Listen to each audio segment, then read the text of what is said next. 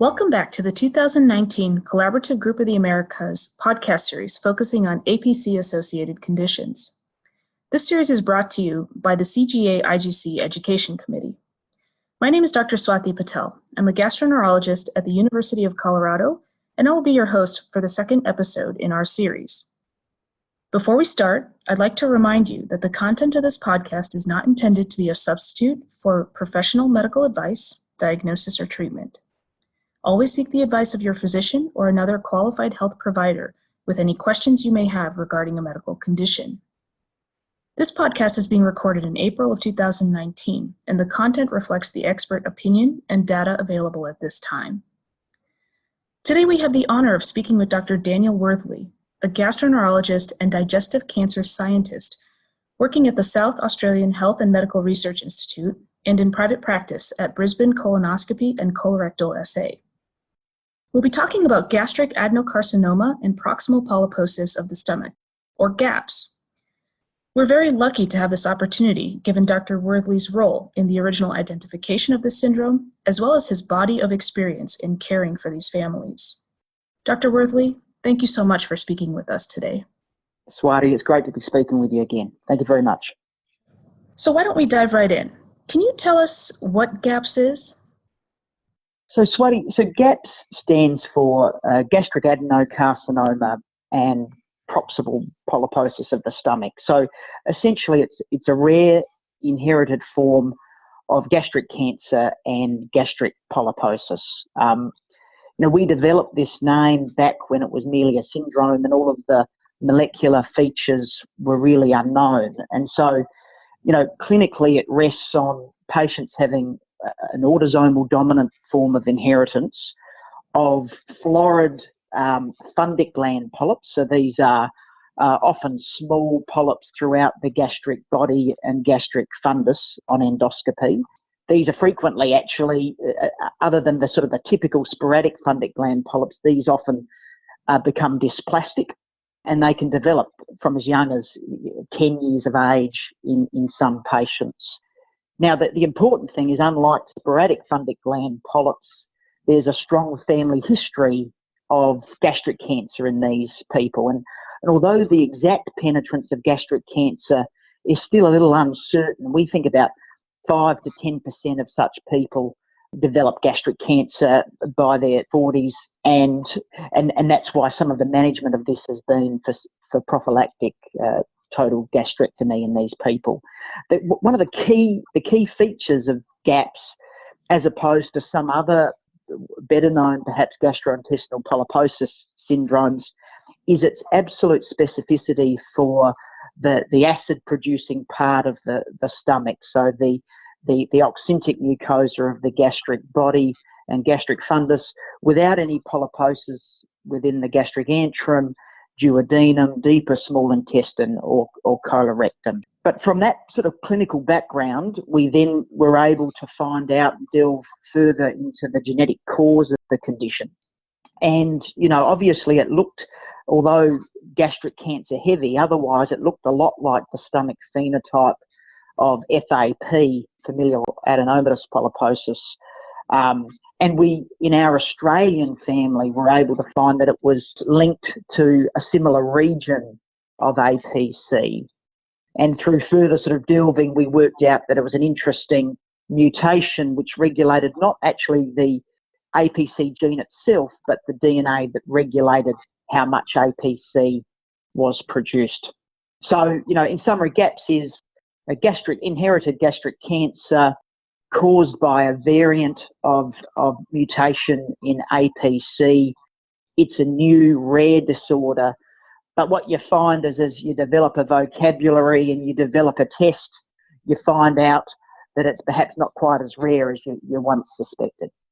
That's very interesting. And so you were involved very early on in identification of these families as well as the genetic defect. Can you walk us through your interaction with the first families and how you kind of came about exploring this a little bit more, both clinically and scientifically?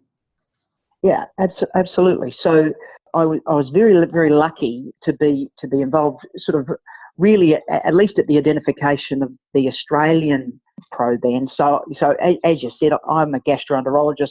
I'm a lot older than you, Swati. So I was training back as a gastroenterology registrar. So this is like a gastroenterology fellow, perhaps in the US, around 2004, 2005. And at the hospital I was at just before I started training, in fact. So I wasn't the doctor who diagnosed and performed the endoscopy, but just before I started, there was a 33-year-old lady who, other than being 33 and thus a bit younger than usual, came into the emergency room with a fairly typical presentation of upper GI bleeding. So she came in, no preceding non-steroidals or any other risk factors, but presented with black bowel actions, was hemodynamically unstable and was found to be anemic. She was resuscitated. I think everyone was thinking perhaps she'd have a small ulcer, but on endoscopy she was found to have florid gastric polyposis, typical of now what we recognise to be GAPPS, antral sparing, predominance over the greater curve of the stomach with sort of hundreds upon hundreds of smaller fundic gland type polyps and a couple of dominant polyps of, the order of a centimetre or so that were ulcerated and actively bleeding. So she was initially, a couple of the larger polyps were removed and found to have varying degrees of dysplasia arising from an otherwise typical fundic gland polyp. We didn't really appreciate at that time that she had a family history of anything else. She was managed by surveillance for a couple of years with yearly endoscopy. Then it became clear that, in fact, some of these polyps were quite dysplastic, although there was no invasive disease. She was documented to have high-grade dysplasia, and now perhaps at about the age of 35 and post-child, she'd sort of completed a family, and then it was decided, given that concern and unknown sort of way that natural history, that she would have a total prophylactic gastrectomy. And so that was sort of like an unusual occurrence, but an unusual isolated occurrence. And then a couple of years later, her daughters, who were 10 and 14 at the time, had some dyspepsia and went to their paediatric gastroenterologist and had endoscopies. And then they were both found to have fundic gland polyposis as well. Once again, unusual for sporadic fundic gland polyps. They had sort of a significant degree of dysplasia associated with it, perhaps not atypical for people sometimes with FAP to have some dysplasia associated with it. That then alerted a superb clinical geneticist in Australia called Graham Suthers, who I've been involved with in a couple of little projects during my training. And he very kindly sort of invited me along to try and, work out and help some of the genetic counsellors to identify whether there are any other such cases in the Australian family.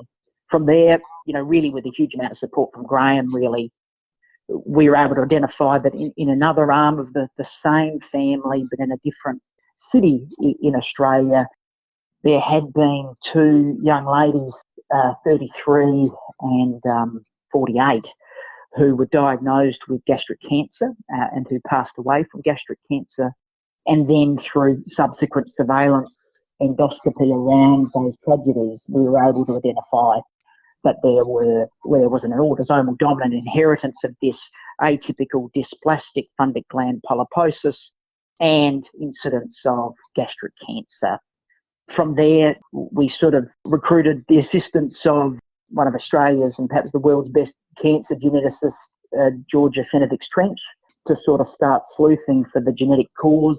And through her contact, we got involved with David Huntsman, an intern Schrader in Canada, and Laney Lindor in the US. And so our first sort of mature work on this was really describing the clinical syndrome to provide some clinical parameters that we thought would then be helpful for getting further families, trying to clinically define it so that we would have the capacity to then drill down on the genetic cause.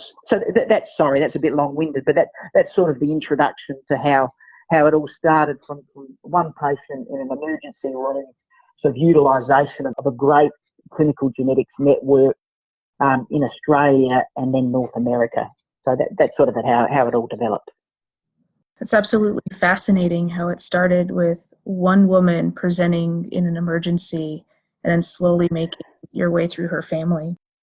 I felt frightened and I felt excited and I felt a great enthusiasm to try and make some progress. But you also found, for the only time in my career, I found like I was living the pedigree a little bit. You know how, why is there this arrow on the probe? It's because that's how these things emerge. And so it was although frightening at times, it was a very interesting experience.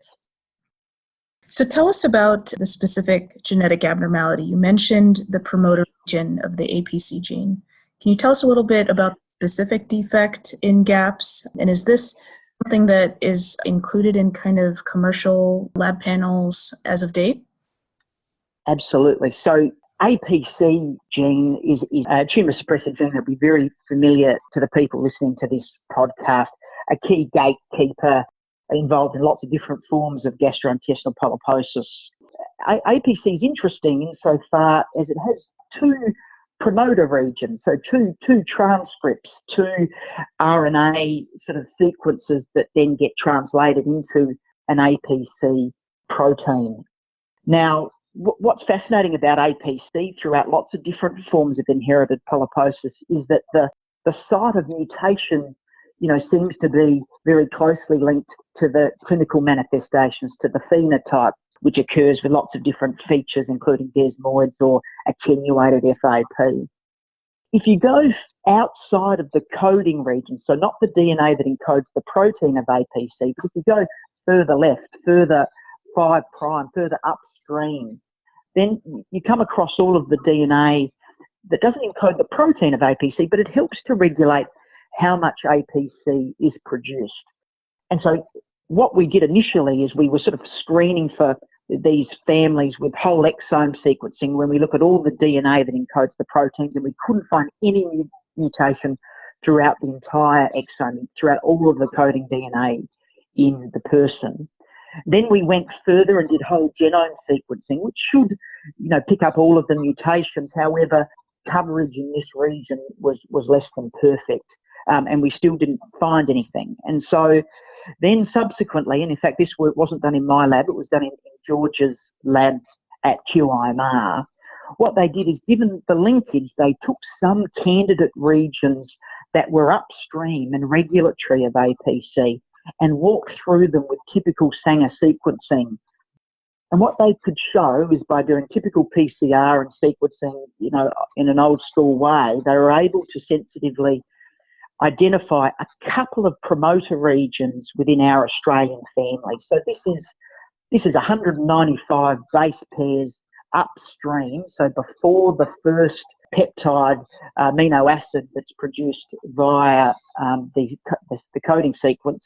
195 base pairs upstream, there was one point mutation where an adenine became a cytosine, and in the Australian family, interestingly, there was a second mutation, 125 base pairs upstream, where there was a deletion, and they were present and perfectly segregated with all of our affected people in our family.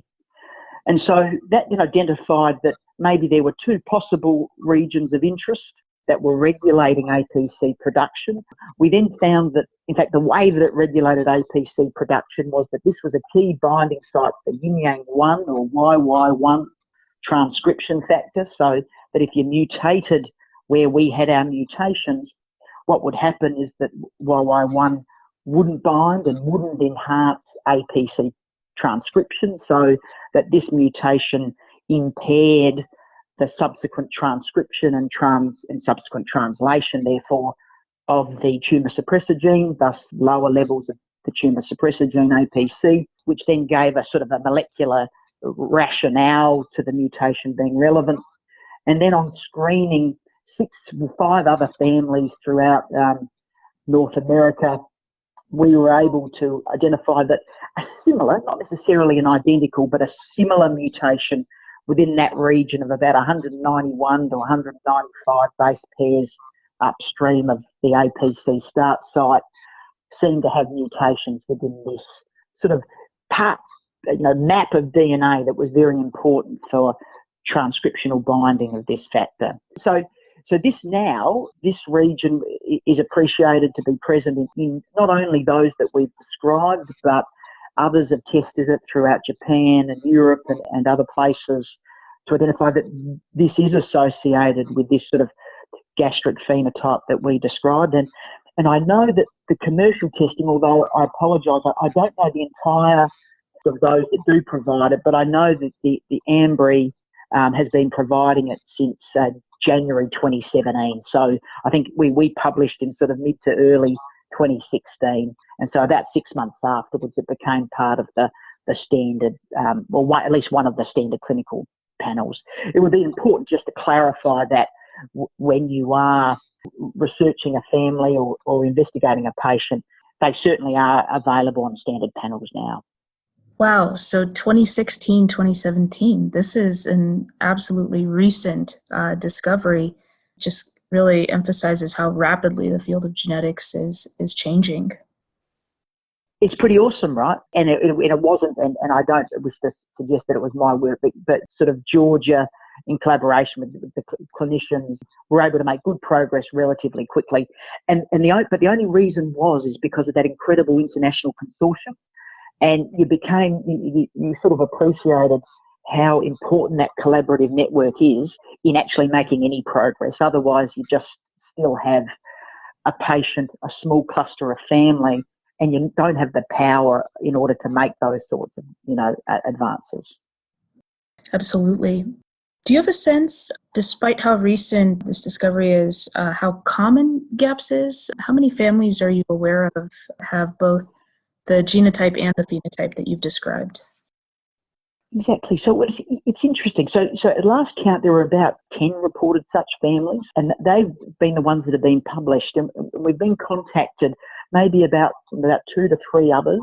And so we're actually putting together, and in fact, I've chatted with you, and you've been integral to this, Swati, but we're going to put together a collaborative international group in order so that when we do have the next big advance, which is not just the gene testing, but actually something that we can offer to these people other than surgery, will be well positioned and have the numbers to show that we can make a difference. Because it is rare, is the answer.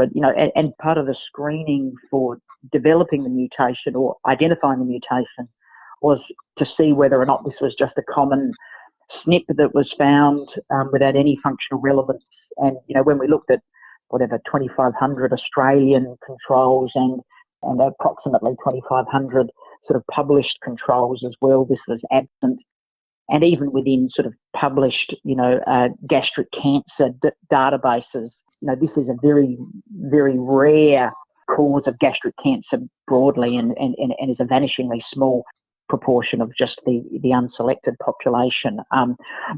My only sort of just further comment on that, though, is that, and as you well know, sporadic fundic gland polyposis is pretty common, right? And so it is not unusual, whether it's for people that are taking proton pump inhibitor therapy or just for some other reason, you will identify multiple fundic gland polyps, usually without dysplasia, but this will be identified. So actually, as a clinical issue for distinguishing relevant from irrelevant wheat from chaff in terms of do you need further development, interestingly, GAPPS is actually a relatively common, it raises its head in terms of, as a clinical issue, not that rarely, albeit that the actual small number of people who do have the specific genetic therapy and are at high risk of gastric cancer is only a small minority.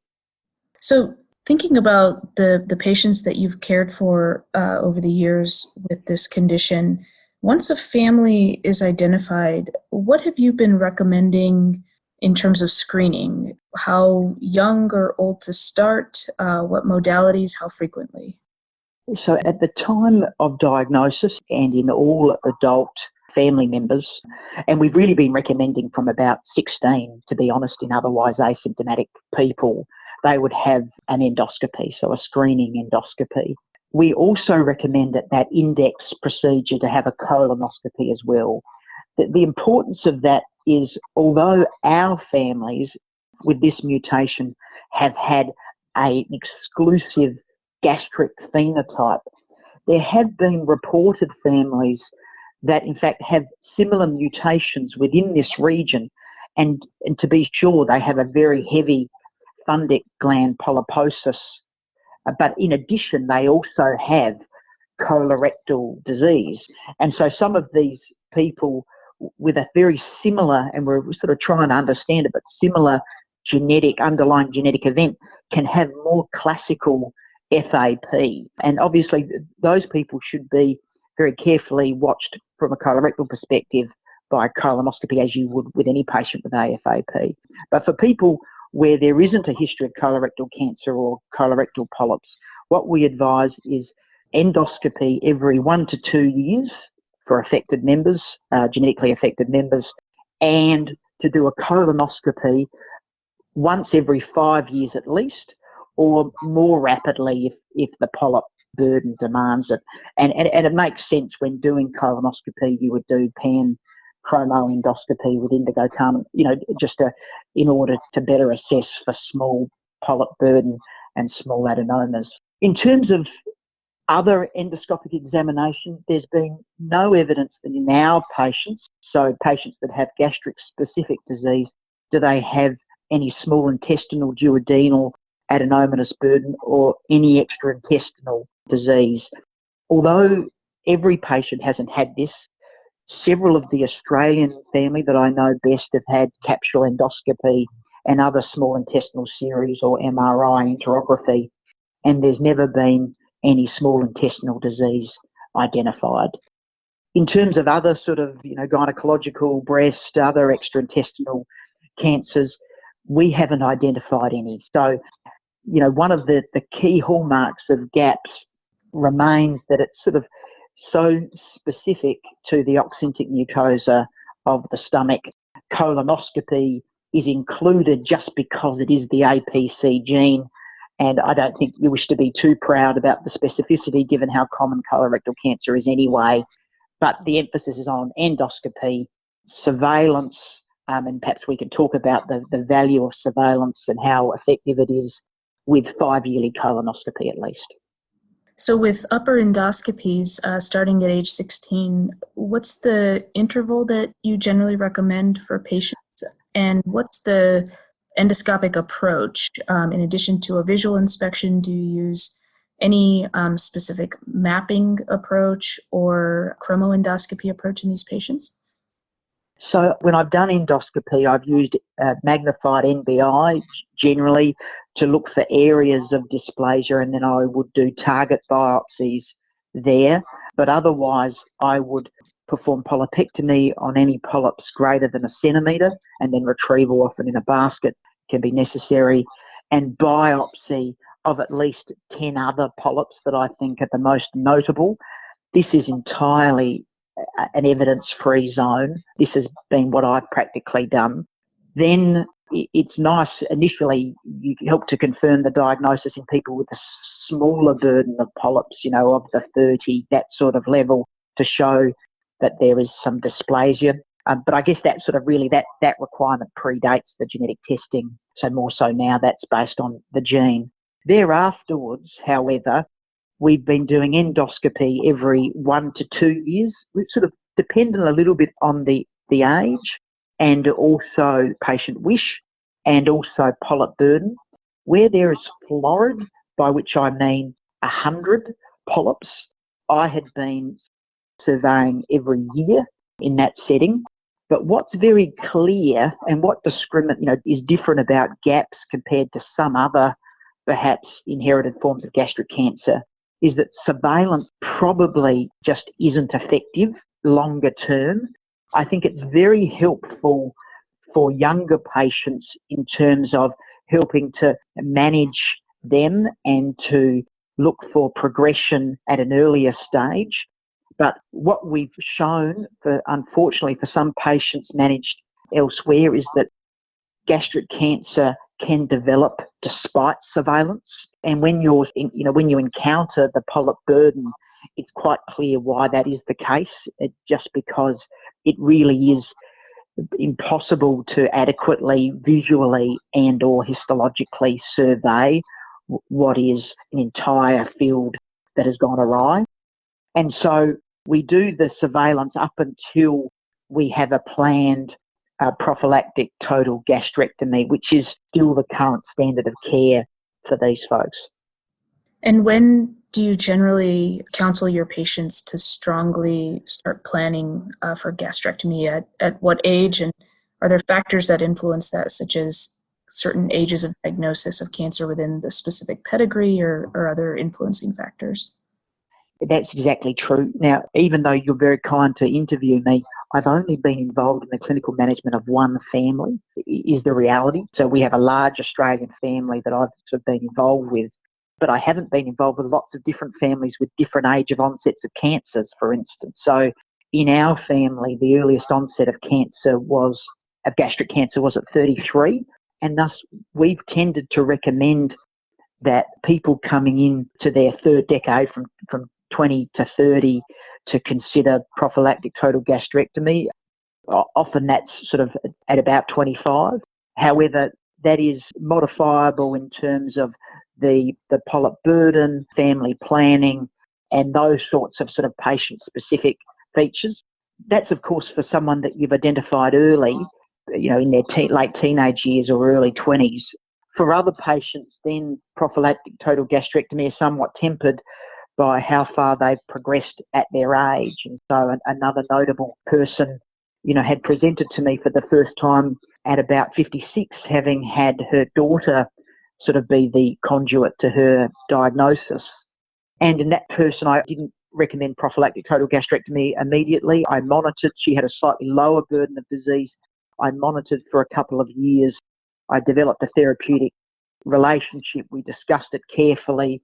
She was relatively free of comorbidities at the time, and after sort of counselling and reflection, we decided to proceed to prophylactic total gastrectomy at the age of 57.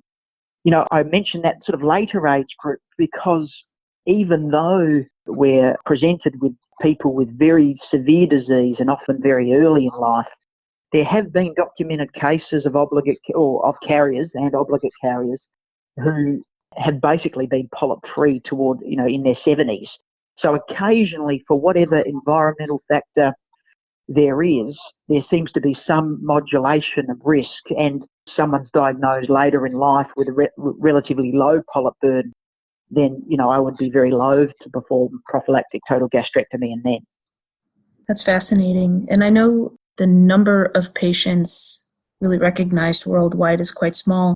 But speaking of environmental drivers, do you have any hypothesis as to specific environmental drivers, for instance, kind of carcinogenic properties of H. pylori infection or other environmental exposures that perhaps may also play a role in GAPPS similar to other neoplasia in the stomach?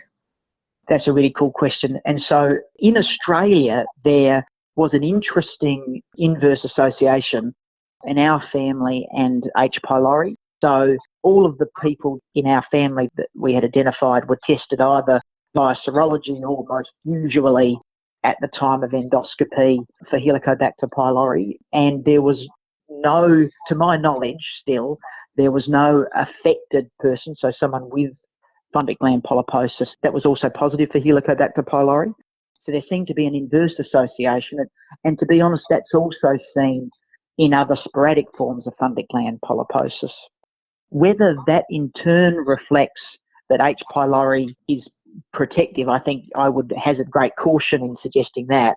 But perhaps it reflects differences in pH or and then subsequent bacterial overgrowth or other things that might have a role for progressing the GAPPS genetic genotype-phenotype relationship. That I don't know. And I think, the microbiome, which has obviously just been so captivating in other areas of gastrointestinal neoplasia, to better understand that will be very important. If I were to ever identify someone with Helicobacter pylori, although I haven't, I would eradicate it. I think that is just standard practice for most patients. I obviously dissuade smoking, although there's been no strong epidemiological evidence in our family that's related, but of course that's just common sense.